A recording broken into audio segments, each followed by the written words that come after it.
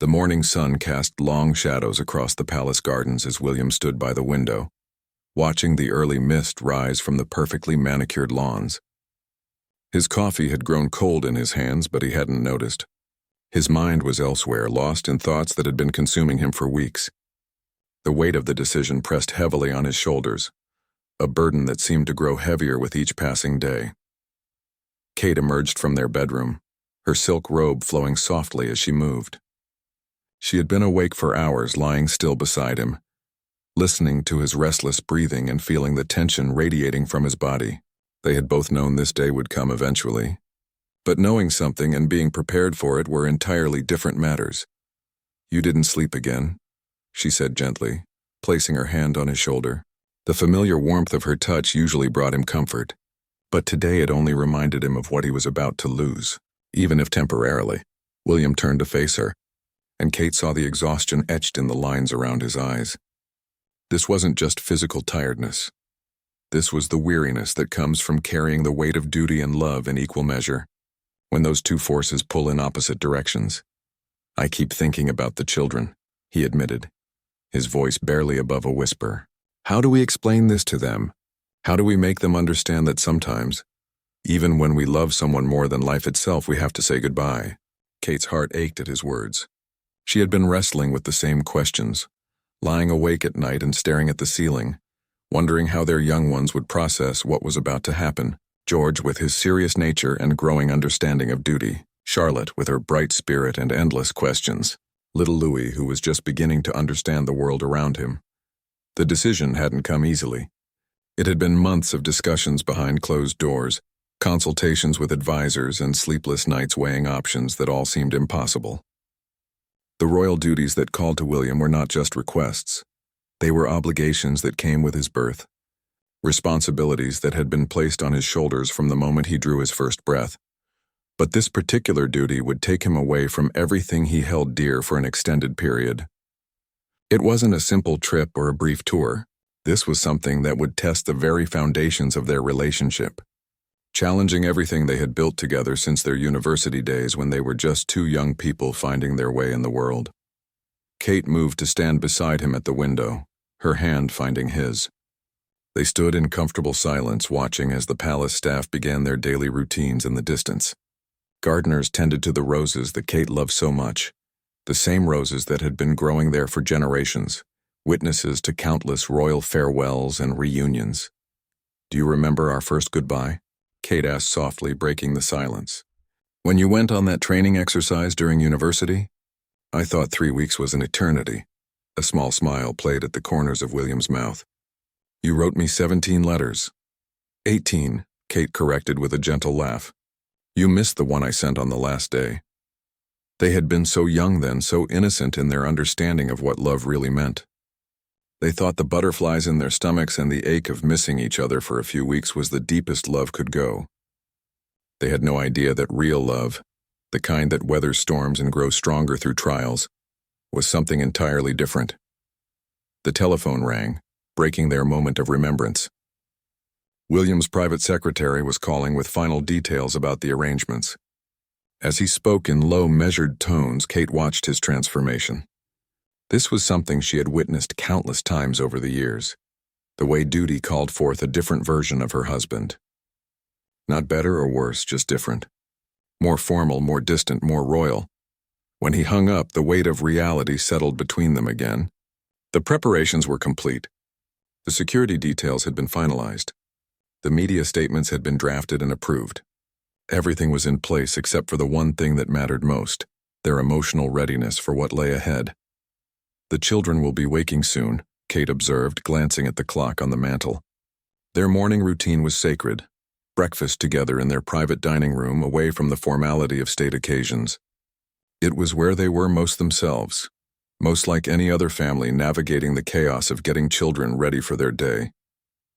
William nodded, steeling himself for what would be one of the most difficult conversations of his life. How do you tell your children that duty requires sacrifice? How do you explain that sometimes love means letting go, even when every fiber of your being wants to hold on? They had discussed different approaches, consulted with child psychologists, and even sought advice from William's father, who had faced similar challenges in his own time. But in the end, they knew that their children would take their cues from them. If William and Kate could show strength and unity in the face of this goodbye, their children would find a way to do the same. As they prepared to wake their little ones, William caught Kate's reflection in the mirror. Even in her mourning robe, with her hair still tousled from sleep, she looked regal. But more than that, she looked like home.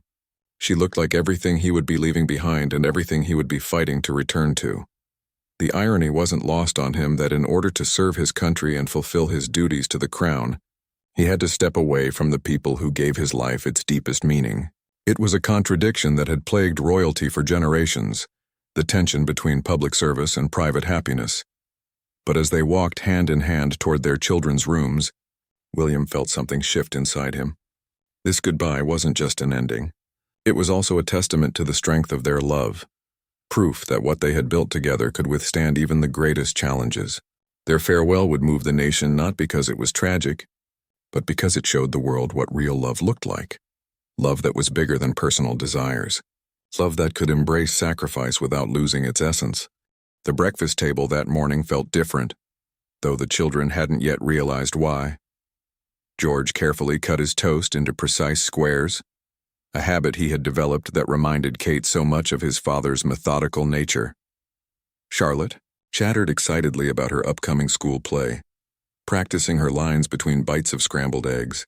Louis, still in his pajamas, was more interested in building towers with his cereal than eating it. William and Kate exchanged glances across the table, both knowing that this ordinary moment was about to become a memory they would treasure forever.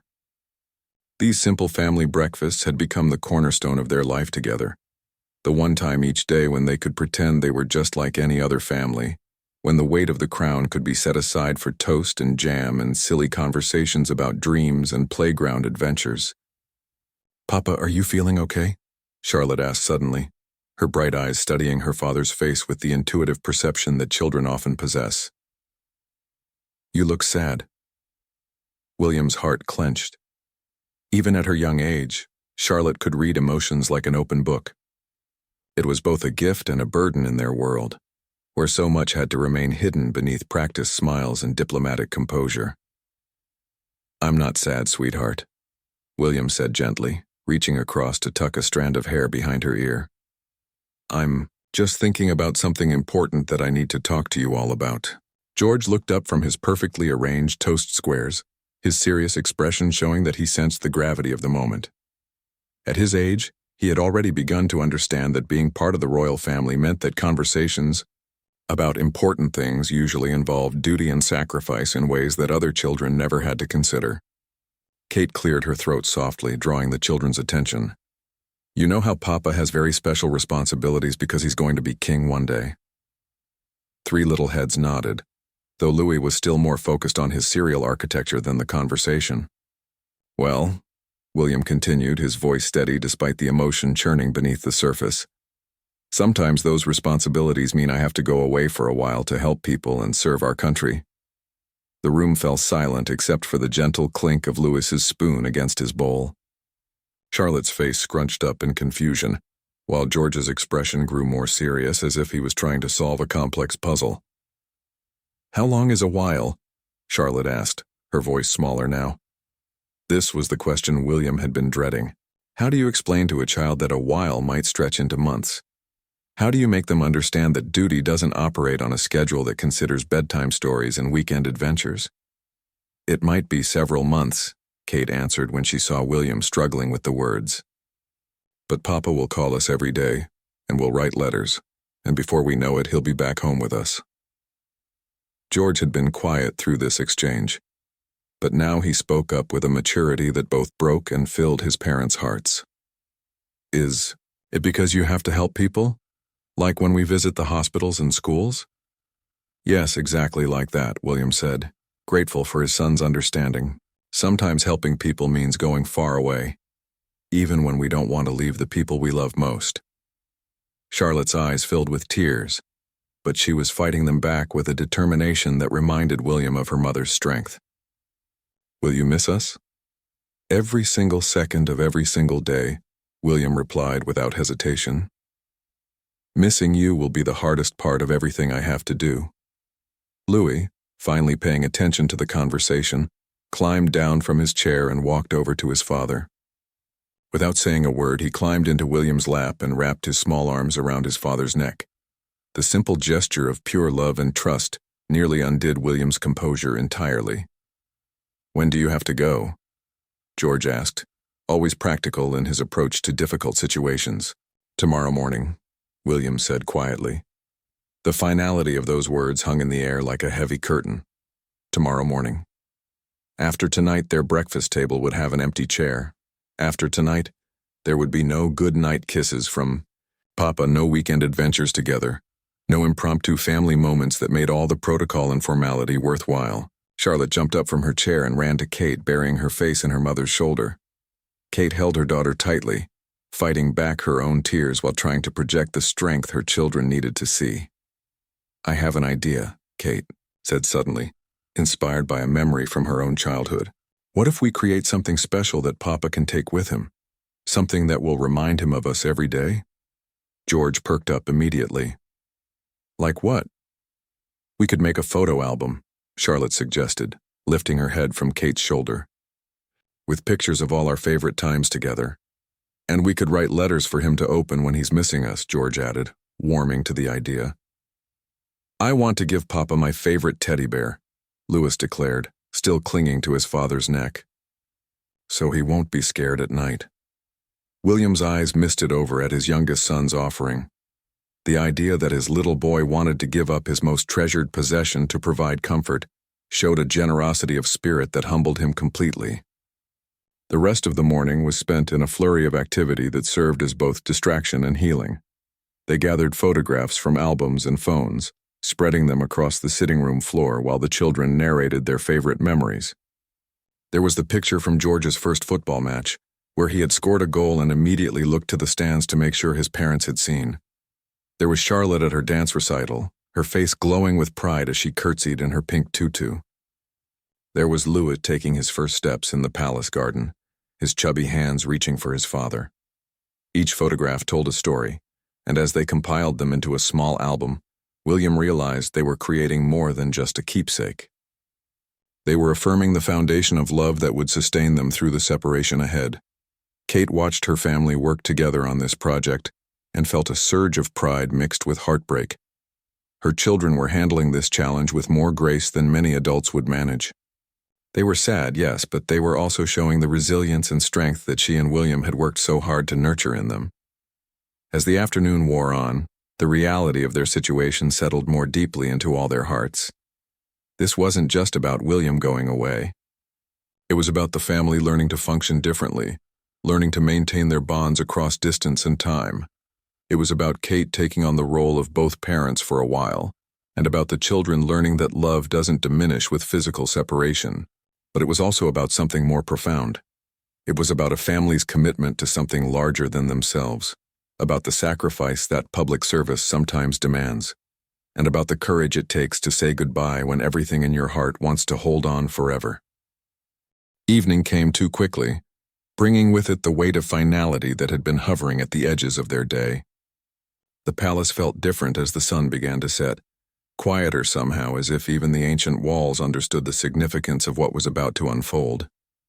Staff members who had served the family for years moved through their duties with unusual gentleness, their eyes reflecting the same sadness that filled the family's private quarters.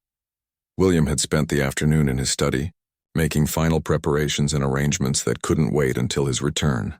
But his mind kept wandering to the laughter echoing from down the hall, where Kate and the children were having what had become an impromptu family celebration, their way of making their last evening together as joyful as possible. Despite the shadow of tomorrow's departure, Kate had ordered fish and chips from the local shop in town, breaking royal protocol with a smile that said she didn't care about propriety tonight. They had eaten their dinner sitting on blankets in the garden, pretending they were having a picnic even though they were surrounded by the grandeur of the palace grounds. The children had delighted in this small rebellion against formality, and even the usually serious George had giggled when Charlotte started a food fight with her chips. Now, as bath time approached, the reality of their situation began to settle back over them like an evening mist. William joined them in the nursery, helping with the bedtime routine that had become such a treasured part of their daily life together. Louis splashed happily in his bath, seemingly unaware that this would be his last bath with Papa for months to come. Charlotte insisted that William help her choose her pajamas, changing her mind 3 times before settling on the ones with little crowns printed on them. "So I can dream about being a princess who saves kingdoms," she explained seriously. George, always the most perceptive of the 3, was quieter than usual as William helped him brush his teeth. In the bathroom mirror, father and son's eyes met, and William saw his own sadness reflected in his eldest child's gaze. "Papa," George said quietly, "will you still be proud of me even when you're far away?" The question pierced William's heart with its innocent vulnerability. "Oh, George," he said, kneeling down to his son's level, "I am always proud of you. Distance can't change that. Being far away can't change how much I love you or how proud you make me every single day." "What if I do something wrong while you're gone?" George persisted, the weight of his position as the eldest child clearly pressing on his young shoulders. "Then you'll learn from it, just like everyone else," William replied gently. "Being good doesn't mean being perfect, son. It means trying your best and being kind to others. You're already so good at both of those things." In Charlotte's room, Kate was having a similar conversation as she braided her daughter's hair for the night. Charlotte had been unusually quiet since dinner, and Kate could sense the questions and fears swirling in her little girl's mind. "Mama," Charlotte said suddenly, "what if Papa forgets what we look like?" Kate's hand stilled in her daughter's hair for a moment before resuming their gentle braiding. "Do you think you could ever forget what Papa looks like?" Charlotte shook her head vigorously. "Never ever." "Well, Papa loves you just as much as you love him, so he could never forget either. Plus," Kate added with a smile, "we're going to talk to him on video calls every day, so he'll see your beautiful face all the time. But what if I lose a tooth while he's gone? What if the tooth fairy comes and he misses it?" Kate's heart ached at the sweetness of her daughter's concerns. All the little milestones and moments that make up a childhood, all the things that William might miss while serving his duty. "Then we'll take lots of pictures and save the tooth to show him when he gets back," Kate promised. "And I bet the tooth fairy will understand and wait to give you something extra special until Papa can see it too." Meanwhile, William was settling Louis into his crib, the youngest of their children already drowsy from his bath and the excitement of the day. Louis reached up with his small hands and patted William's cheeks, a gesture of pure affection that brought tears to his father's eyes. "Love Papa," Louis said in his simple toddler language. "Love Louis too," William whispered back, "more than all the stars in the sky." As he placed his son gently in the crib, Louis suddenly remembered something important. "Teddy," he exclaimed, pointing to his favorite stuffed bear sitting on the dresser. "Papa Teddy!" William retrieved the well-worn bear, its fur soft from countless nights of comfort and cuddles. Louis had owned this bear since he was born, and it had been his constant companion through teething nightmares and new experiences. The fact that he wanted to give it to his father was a gesture of love so pure and generous that William felt overwhelmed by the magnitude of his son's heart. "Are you sure you want Papa to take Teddy?" William asked gently.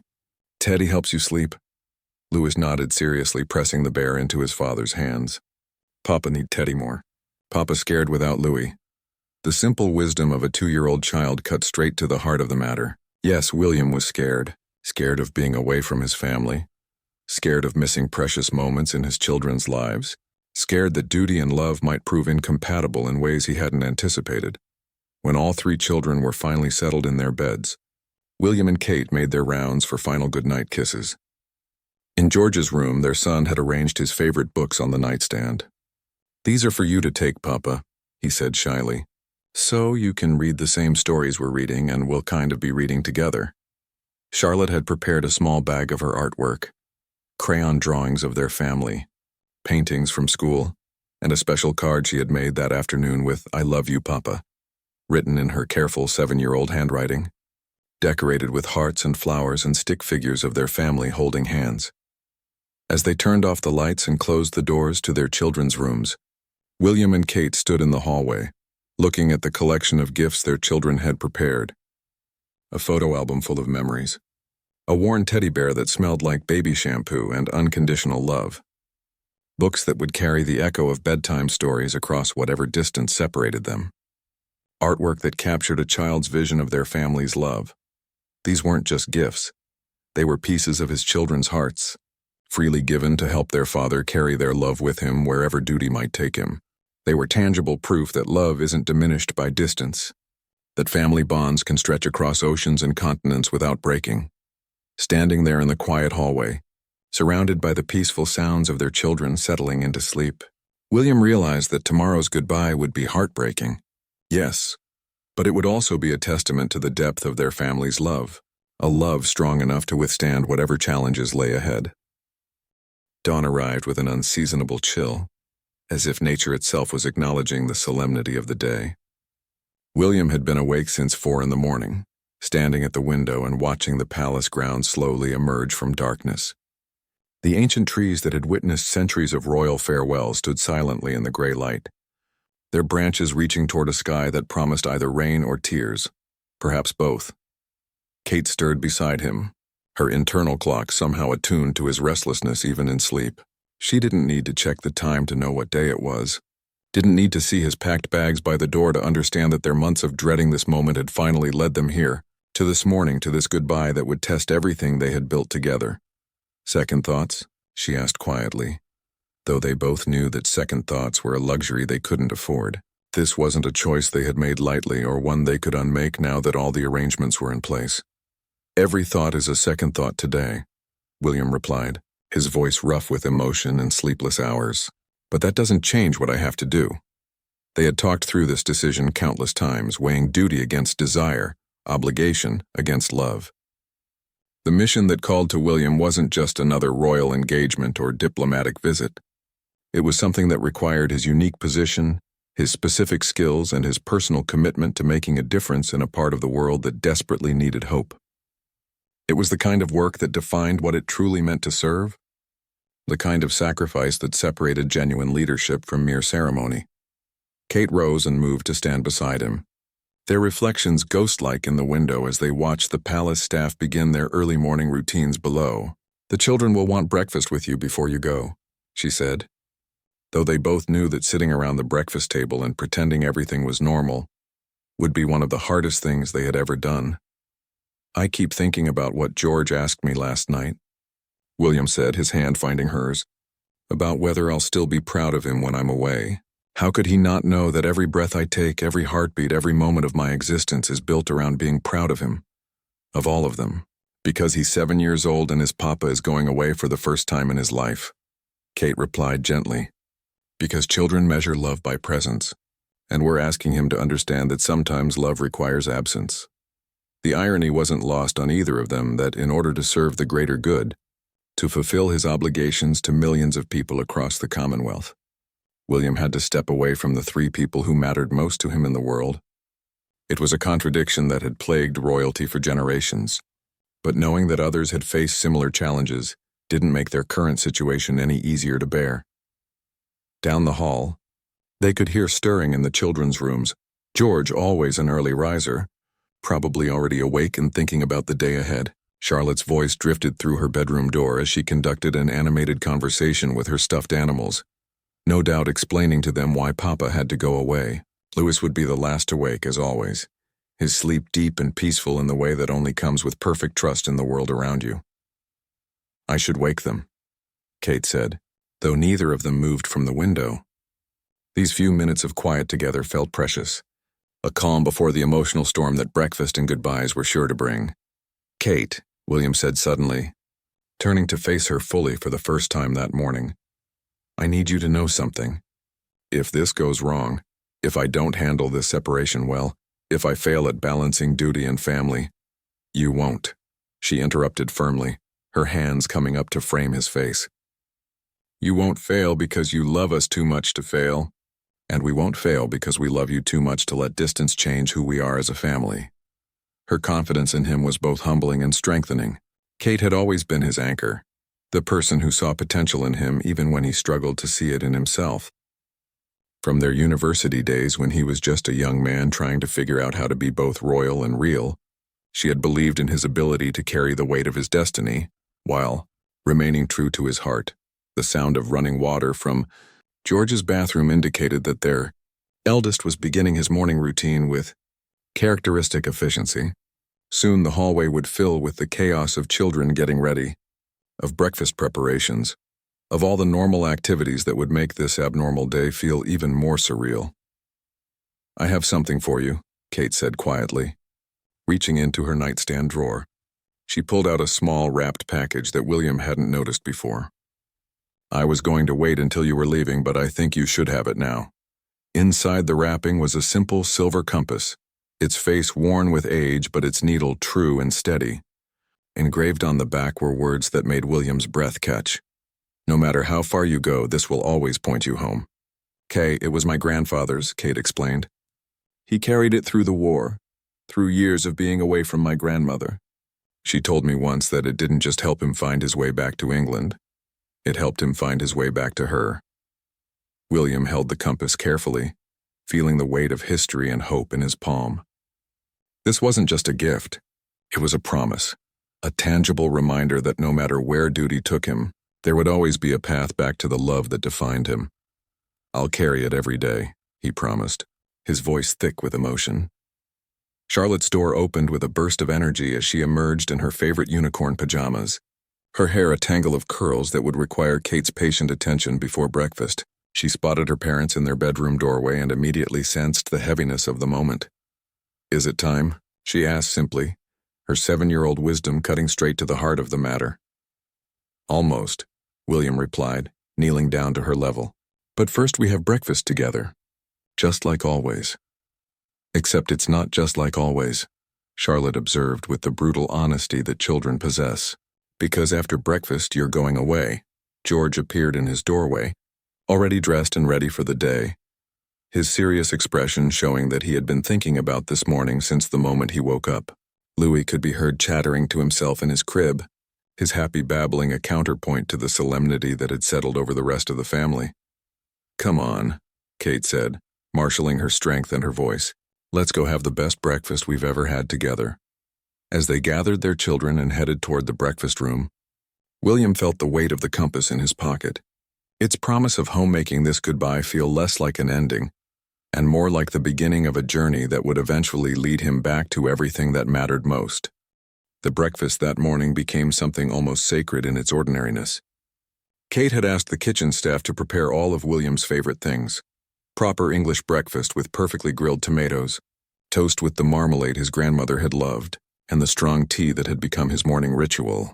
But more than that, she had asked them to make it feel like home, not like a royal farewell. George sat in his usual spot, methodically eating his porridge while stealing glances at his father. Every few minutes he would open his mouth as if to say something important, then close it again, as if he couldn't quite find the words for what he was feeling. William recognized this struggle, the weight of wanting to say everything and nothing at the same time, the challenge of putting love into words when words feel completely inadequate. Charlotte had barely touched her food, instead focusing all her attention on carefully drawing a picture on her napkin, with the colored pencil she had smuggled into the breakfast room. When William leaned over to see what she was creating, he found a family of stick figures holding hands under a rainbow, with an airplane in the corner and a heart-shaped sun smiling down on everyone. "It's us," she explained seriously. "And that's your airplane, and the sun is happy because even though you're going away, we're still a family." The simple profundity of a child's perspective on love and separation nearly undid William's carefully maintained composure. Here was his 7-year-old daughter, processing one of the most difficult concepts in human experience and finding a way to make it beautiful, to find hope and continuity even in goodbye. Louis was the only one eating with his usual enthusiasm, more interested in seeing how many pieces of banana he could fit in his mouth at once than in understanding the significance of the morning. His innocence was both heartbreaking and healing, a reminder that life continues, that joy persists even in moments of sorrow. "Papa," George said suddenly, his voice cutting through the gentle conversation, "I want to tell you something." William set down his coffee cup and gave his son his full attention, recognizing the serious tone that meant George had been thinking carefully about whatever he was about to say. "I understand why you have to go," George continued, his words measured and thoughtful. And I want you to know that I'll take good care of Mama and Charlotte and Louie while you're away. Not because I have to, but because that's what families do for each other. The maturity in his son's voice, the acceptance and even pride in taking on additional responsibility, filled William with a bittersweet mixture of heartbreak and admiration. George was only 7, but he was already showing the character and strength that would serve him well in the years ahead. George, William said carefully, taking care of your family doesn't mean you have to stop being a little boy. You can be responsible and still play and laugh and sometimes make mistakes. Being the man of the house just means being kind and helpful, not carrying the weight of the world. Charlotte looked up from her napkin drawing, suddenly understanding something that had been bothering her. George, you don't have to be Papa while Papa's away. You just have to be George, and that's already perfect. The wisdom that children sometimes stumble upon never ceased to amaze William. Here was his daughter, instinctively understanding something that adults often struggle with. That love doesn't require us to become someone else, just to be the best version of who we already are. As breakfast wound down, each family member seemed to be memorizing the moment in their own way. Kate was studying William's face as he laughed at something Louis had done, storing away the sound of his laughter and the way his eyes crinkled when he was truly happy. William was watching his children's animated conversation about their plans for the day, marveling at their resilience and their ability to find excitement even in difficult circumstances. The sound of cars arriving in the courtyard broke through their bubble of domestic normalcy. William's security detail had arrived, along with the official car that would take him to the airport. The formal world was calling, ready to reclaim him from these precious moments of just being a husband and father. It's time, Kate said quietly, though everyone at the table already knew. They had discussed how to handle the actual departure, weighing different options and trying to determine what would be easiest for the children. In the end, they had decided on honesty and inclusion. The children would walk with William to the car, say their goodbyes properly, and watch him leave. No sneaking away, no pretending it wasn't happening, no protecting them from the reality of what goodbye actually meant. Louis, still not fully understanding what was happening, clapped his hands when he saw the official cars through the window. To him, they looked like an adventure, something exciting rather than something sad. His joy was infectious, lightening the mood just enough to make what came next possible. William stood up from the table and looked around at his family, really looked at them, memorizing this moment when they were all together and safe, and George serious and thoughtful, already growing into the man he would become. Charlotte, creative and spirited, seeing beauty and hope in everything around her. Louis, pure joy and innocence, trusting completely in the love that surrounded him. And Kate, his anchor in his heart, the person who made everything else possible. Before we go outside, William said, I want to tell you all something. Going away doesn't change how much I love you. It doesn't change the fact that you are the most important thing in my life. The reason I wake up every morning. The reason I want to be a better man. Distance can't touch that. Time can't change that. Nothing in this world is stronger than our family. Charlotte jumped up from her chair and ran to hug him first, her small arms wrapping around his waist with fierce determination. I love you to the moon and back and all the way around the universe, she declared, using their family phrase for the biggest love imaginable. George followed, his hug more reserved but no less meaningful. Come home safe, Papa, he said simply. And William heard an echo of his own father's voice in those words, the same blessing that had been passed down through generations of difficult farewells. Louis toddled over and raised his arms to be picked up, and William lifted him high, breathing in the sweet scent of baby shampoo and innocence that clung to his youngest son. Papa come back? Louis asked, and William's heart squeezed at the question. Papa will always come back, he promised, because this is where Papa belongs. Kate was the last to hug him, and her embrace contained everything they couldn't say in front of the children, all their fears and hopes and the tremendous love that would have to sustain them through the months ahead. Ready? She asked, though she could see in his eyes that he would never be ready, that no one is ever truly ready to leave behind everything that matters most. Ready, he said anyway, because sometimes courage isn't about being ready. It's about doing what needs to be done despite not being ready at all. The walk from the palace doors to the waiting car felt both endless and far too short. William carried Louis while Charlotte held one of his hands and George walked beside Kate, all of them moving in a small procession that somehow felt both intimate and momentous. Palace staff had gathered respectfully in the background, their presence a reminder that this personal farewell was also a matter of public interest, that William's departure would be noted and reported around the world. The children had never seen so many official cars at once, and despite the sadness of the moment, they couldn't help but be impressed by the scale of the security arrangements. Charlotte whispered questions to Kate about where all the cars would go, and why there were so many people in suits talking into their sleeves. Louis pointed excitedly at the flags on the lead car, not understanding their significance but delighted by their bright colors. George remained quiet, his observant eyes taking in every detail of the scene. William realized his eldest son was learning something important about duty and service, watching how personal sacrifice was woven into public responsibility. It wasn't a lesson William had intended to teach so early, but life had its own curriculum that didn't always wait for convenient timing. As they reached the car, William's private secretary approached with a briefcase and final documents that needed his attention. The transition from family man to future king was happening in real time, and his children watched as their father's posture straightened and his expression became more formal. But when Charlotte tugged on his jacket seeking one more moment of his attention, he immediately knelt down to her level, proving that no amount of duty could completely overshadow his love for them. "Papa," Charlotte said, pressing something small into his hand. "I made this for you last night when I couldn't sleep."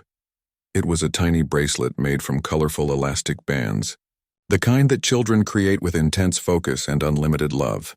It was slightly crooked, with beads that didn't quite match, but to William it was more beautiful than any piece of royal jewelry he had ever worn. "It's got our family colors," Charlotte explained seriously. "Red for Papa because you're brave, blue for Mama because you say she's as pretty as the sky, green for me because I love nature, yellow for George because he's sunny and smart, and purple for Louis because it's his favorite color." William slipped the bracelet onto his wrist immediately, and the sight of this handmade token of love against his formal suit seemed to capture everything about this moment. The way personal and public intersected in their lives, the way love found expression even in the midst of duty. George stepped forward with his own offering, a small, carefully folded piece of paper. "It's my phone number," he said seriously, "in case you forget it while you're away. And I wrote down what time we have dinner and when we go to bed, so you'll know what we're doing even when you can't see us." The thoughtfulness of his son's gift overwhelmed William. Here was a 7-year-old boy trying to maintain connection across distance, trying to share his daily life in the most practical way he could imagine. It was problem-solving born of love, and it showed a maturity that both impressed and saddened William. Louis, not to be outdone by his siblings, pulled his favorite teddy bear from Kate's arms and pressed it against William's chest. "Papa Teddy," he said firmly, as if the repetition would make William understand the magnitude of what he was being given. "Thank you, Louis," William said, accepting the bear with the solemnity that such a gift deserved. "I'll take very good care of Teddy, and Teddy will take very good care of me." Kate stepped forward with her own farewell, though theirs would necessarily be more restrained, given the public nature of the moment. But when she hugged him, she whispered something in his ear that made him close his eyes briefly, as if storing away her words to sustain him in the days ahead. The car door was opened, and suddenly the moment they had all been dreading was upon them. William looked back at his family one more time, memorizing the picture they made standing together in front of the palace. Kate with her arms around Charlotte and George, Louis reaching toward his father with chubby hands that didn't understand why Papa wasn't picking him up again. "I love you all," William called out, his voice carrying across the courtyard with a strength that belied the emotion threatening to overwhelm him. "Every day, every minute, always. We love you too," Charlotte shouted back, her voice bright and clear despite the tears starting to form in her eyes. George raised his hand in a small wave, his composure impressive for someone so young facing his first real goodbye. Kate managed a smile that was both heartbreaking and encouraging, a perfect representation of the strength she would need to maintain in the months ahead. As the car began to move, William watched through the rear window as his family grew smaller and smaller. But their love seemed to grow larger, filling the space between them and promising to bridge whatever distance lay ahead. Charlotte was jumping up and down, waving both hands in the air. George stood perfectly still but kept his hand raised in farewell. Louis was pointing at the car and chattering excitedly to Kate, probably asking where Papa's car was going. The last thing William saw before the palace gates closed behind them was Kate lifting Louis so he could wave goodbye, her own hand pressed to her heart in a gesture that said everything words couldn't express. Inside the car, William opened his hand to look at Charlotte's bracelet again, its bright colors a vivid reminder of the love he was carrying with him. He touched the compass in his pocket, George's paper with their family schedule, and Louis's teddy bear. These weren't just mementos, they were pieces of his heart, tangible connections to the people who made every sacrifice worthwhile. His phone buzzed with a text message from Kate. "Fly safe. Come home soon. We'll be here, loving you every step of the way." As London faded behind them and the airport approached ahead, William realized that this goodbye, as painful as it was, had also revealed something beautiful about his family. They had faced their first real test of separation with grace, love, and an unshakable faith in their bond. The children had shown courage beyond their years. Kate had demonstrated the strength that made her perfect for the role she had chosen, and together they had proven that some kinds of love are strong enough to withstand anything. The hardest part was over, not the separation itself, which would be an ongoing challenge, but the moment of letting go while holding on, the paradox of goodbye that somehow affirmed everything they meant to each other. Now came the test of time and distance. But William felt ready for it, carrying his family's love with him like armor against whatever lay ahead. 3 months later, William stood at another window in a building thousands of miles from home, watching the sunrise paint unfamiliar mountains in shades of gold and rose. The compass Kate had given him rested in his palm, its needle pointing steadily toward a home that felt both impossibly far away and closer than ever. The work he had come to do was nearly complete, and soon that needle would guide him back to the arms that had released him with such courage and love. The mission had been everything he had expected and nothing like he had imagined. The days had been filled with the kind of meaningful work that justified every sacrifice, bringing hope to communities that had almost lost it, facilitating peace in regions torn by conflict, using his position and influence to make tangible differences in people's lives. But the nights had been the hardest, when the silence amplified the ache of missing his family, and when video calls became lifelines across the ocean. His phone buzzed with the familiar alert that meant a call from home. These daily conversations had become the rhythm around which everything else revolved. The moment each day when duty receded and he was simply Papa again, hearing about lost teeth and school plays and the 100 small adventures that make up a childhood. Kate's face appeared on the screen, and behind her he could see the breakfast room where they had shared their last meal together all those months ago. But this morning, there were balloons tied to the chairs and streamers hanging from the ceiling. "Someone has been very excited to talk to you today," Kate said, her smile bright with anticipation. Charlotte bounced into view, wearing a sparkly dress and a paper crown that she had clearly made herself. "Papa, Papa! Guess what day it is? Could it possibly be someone's birthday?" William asked, his heart swelling at the sight of his daughter's unbridled joy. "It's my birthday and I'm 8 now and I lost another tooth, and the tooth fairy brought me 2 pounds because Mama told her you were away, and she felt sorry for me." Charlotte's words tumbled out in an excited rush. George appeared next, looking older somehow, as if 3 months had aged him in ways that went beyond the passage of time. "We saved you cake," he said seriously, "and we're going to have another party when you come home so you don't miss everything." Louis toddled into frame, and William's breath caught at how much his youngest had grown. He was speaking in full sentences now, his baby features sharpening into those of a little boy. "Papa," Louis called out, pressing his face close to the camera. "Papa come home now?" "Soon," William promised, and for the first time in months that word felt real rather than hopeful. Very, very soon. As they talked, William shared his own news, that his work was finished, that the agreements had been signed, that the communities they had come to serve were now equipped with the resources and support they needed to rebuild and thrive. More importantly, he told them that he would be boarding a plane the next morning, that their separation was finally coming to an end. The reaction was immediate and joyous. Charlotte started jumping up and down while still holding the phone, making the image bounce wildly. George's careful composure cracked into the biggest smile William had seen from him in months. Louis clapped his hands and started chanting, "Papa home! Papa home!" like it was the most wonderful song ever written. Kate took the phone back, her eyes bright with unshed tears of relief and happiness.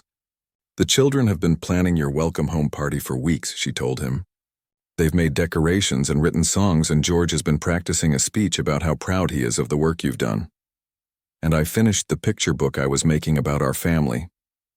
Charlotte called out from somewhere off-screen. "It has a happy ending because everyone comes back together." That evening, as William packed the belongings he had accumulated during his months away, he carefully wrapped the treasures his family had sent him. Louis's teddy bear, worn even softer now from being held every night when homesickness threatened to overwhelm him. George's schedule, consulted daily to maintain connection across time zones. Charlotte's bracelet, faded from constant wear but still bright with love. Letters and drawings and photos that had arrived regularly, each one a reminder that distance might separate bodies, but it couldn't touch hearts. The next morning dawned clear and perfect for flying. As William's plane lifted off, carrying him toward home, he felt the weight of the past months settling into memory. The work had been completed successfully, the mission accomplished in ways that would have lasting impact on thousands of lives. But more than that, his family had proven something beautiful about the nature of love itself. They had learned that love doesn't require constant presence to remain strong. They had discovered that children are more resilient than parents often realize, that they can handle difficult truths when they're delivered with honesty and wrapped in affection. They had found that duty and devotion aren't opposites but partners, each one making the other more meaningful. Hours later, as the plane began its descent toward London, William could see the familiar landscape spreading out below him. Somewhere in that patchwork of fields and cities was the palace where his family was waiting, where 3 children had probably been stationed at the windows for hours, watching for any sign of Papa's return. Kate had texted him that morning. "The children have been awake since 5, convinced that if they watched hard enough, they could make your plane arrive faster. George has been explaining time zones to Charlotte and Louis, but they're not particularly interested in science today. Come home to us." As the wheels touched down on British soil, William felt the compass in his pocket grow warm, as if it too recognized that the long journey home was finally complete. He thought about the little boy who had given up his most precious possession to keep Papa safe, the daughter who had seen beauty and hope even in goodbye, the son who had shouldered responsibility with grace beyond his years, and the wife who had held their family together while allowing him to serve something larger than himself. The hardest part was over, not just the months of separation, but the test of whether their love could stretch across oceans without breaking. They had passed that test beautifully, and now came the sweetest part of all, coming home to the arms that had released him with courage and would welcome him back with joy. The goodbye that had moved a nation was about to become a reunion that would heal a family, proving that some stories of love and sacrifice are strong enough to bridge any distance and triumph over any challenge. Soon, very soon, William would walk through those palace doors to find his family waiting, and their circle would be complete once again.